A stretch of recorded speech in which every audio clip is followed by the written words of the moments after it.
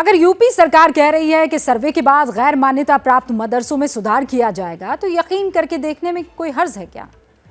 क्योंकि बगैर आधुनिक शिक्षा वाले मदरसे में पढ़ने वाले बच्चों का भविष्य स्कूली बच्चों जैसा तो नहीं होगा, ये तो आप भी जानते हैं। भारत में उत्तर प्रदेश राज्य में सबसे ज्यादा मदरसे हैं। पूरे भारत में मान्यता प्राप्त मदरसों के 64% और गैर मान्यता प्राप्त मदरसों में 61% मदरसे उत्तर प्रदेश में हैं। यूपी में 16,513 मान्यता प्राप्त मदरसे हैं। इन मदरसों में करीब 27 लाख छात्र छात्राएं पढ़ रहे हैं। यूपी में गैर मान्यता प्राप्त मदरसों में 5,41,000 बच्चे पढ़ते हैं। मान्यता प्राप्त मदरसों में से 560 मदरसों को सरकारी मदद मिलती है। सरकारी मदद मदरसों को आधुनिक बनाने और स्कूलों जैसे करिकुलम पढ़ाने के लिए दी जाती है। 2020 और 21 में यूपी सरकार ने 982 करोड़ रुपए मदरसों के लिए जारी किए थे। 282 करोड़ रुपए। 2021-22 में 950 करोड़ रुपए जारी किए गए। 2022-23 में मदरसों के लिए 1,467 करोड़ रुपए जारी किए। ये मदद केवल मान्यता प्राप्त मदरसों के लिए ही जारी की जाती है, यानी बड़ी तादाद में मदरसों तक सरकारी फंड नहीं पहुंचता और इनमें पढ़ने वाले बच्चों को स्कूलों में पढ़ने वाले बच्चों जैसी शिक्षा नहीं मिलती है और इसीलिए सरकारी मदद के ऐसे मदरसों को बेइंतहा जरूरत है।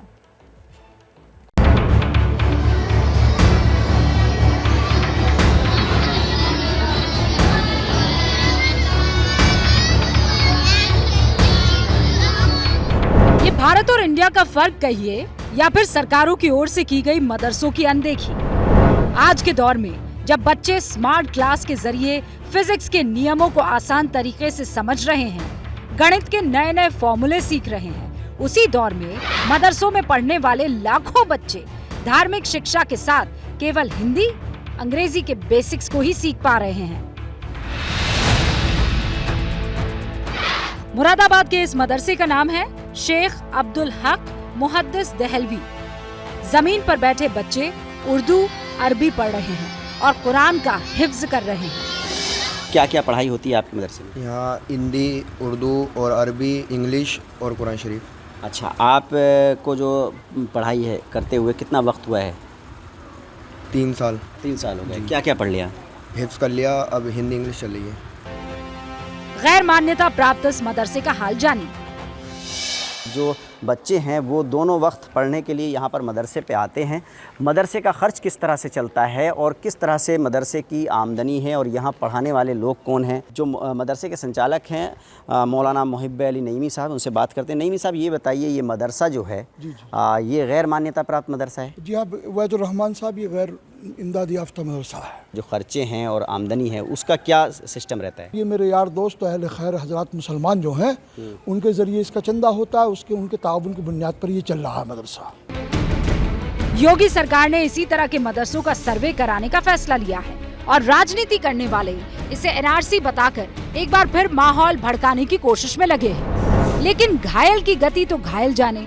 जिन मदरसों को विदेशों से फंड नहीं मिलते, उनके मौलाना चंदे के पैसे से बमुश्किल मदरसा चला पाते हैं। इस सर्वे से राजनीति वाले भले ही नाखुश हों, लेकिन सरकारी फंड की आस लगाए बैठे मौलाना क्या कह रहे हैं, आप सुनिए। सच को क्या आज है, हम तो कहते रहते हैं, आपने देखा होगा मेमोरेंडम भी देते थे, बाहर से जो फंडिंग हो रही है कोई रेडिकल विचारधारा के लोग भी इसका फ़ायदा उठा रहे, आम मुसलमान बदनाम हो रहा है।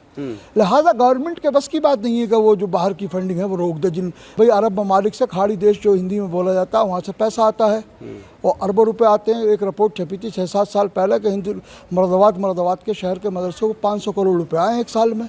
आपके मदरसों को बाहर से कोई पैसा नहीं आता है? कोई पैसा नहीं आता। आप जैसे अहले खैर हजरात, अहले सरवत लोग हैं, मेरे यार दोस्त वगैरह, उनसे चंदा करके मैं इसे। मुरादाबाद के मान्यता प्राप्त मदरसे के मौलवी भी सरकार के इस कदम का स्वागत कर रहे हैं। बड़ा अच्छा कदम उठाया है को सरकार ने इंदराज के मालूम करने का कि हमारे मदरसे कितने हैं। ये बड़ा अच्छा कदम है सरकार का, जिसकी हम तारीफ करते हैं और ये अपील करते हैं जिन मदरसों का इंदराज नहीं हो सका है वो लखनऊ में जाकर ज़रूर इंदराज कराएं, ताकि बाद में कोई परेशानी लायक न हो। सहारनपुर के गैर मान्यता प्राप्त मदरसे का आप हाल देख लीजिए। अब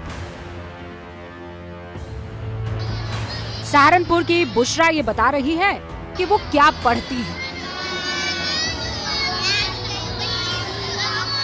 की पढ़ाई होती है आपके यहाँ? हिंदी हिंदी इंग्लिश उर्दू।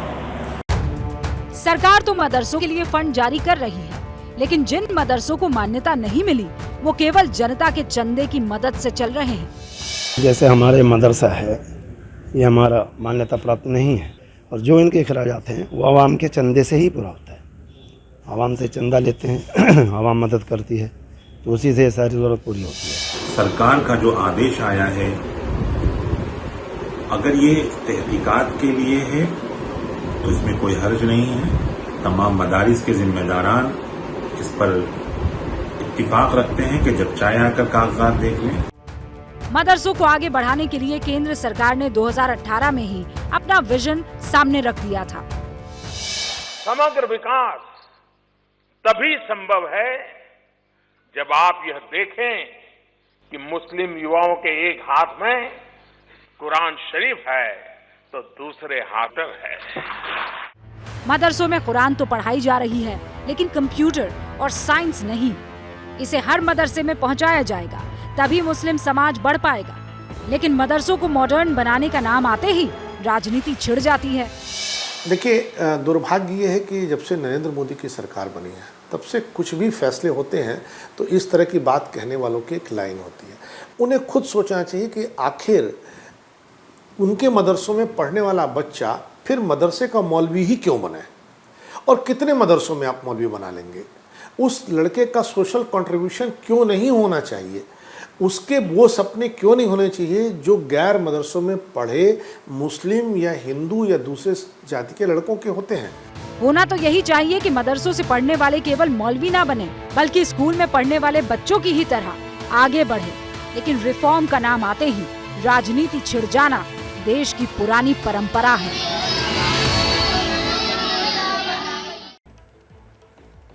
और इसीलिए अगर मदरसों को हमारे अपने बच्चों के लिए मॉडर्नाइज किया जा रहा है ताकि वो बाकी तमाम बच्चों सरीका पढ़ लिख ले, तो कोई सवाल नहीं होना चाहिए। हाँ, लेकिन उस बात को आगे रखकर और आपको आपका हक ना दिया जाए तब सवाल कीजिएगा। लेकिन अभी इस पर यकीन करना जरूरी है। क्या मजबूरी है मेरी, बताइए। मैं अभी आपको बताती हूँ कि मैंने ओए होए होए होए, नमकीन के चटकारे लेते हुए टकटकी मार के डिबेट शो को पॉज रिपीट कर कर के देख रहे हैं जोगिंदर जी। इनकी तरह आप भी देखें अपनी फेवरेट डिबेट्स को रिपीट कर, और डाउनलोड कीजिए एबीपी लाइव ऐप अपने स्मार्ट टीवी पर।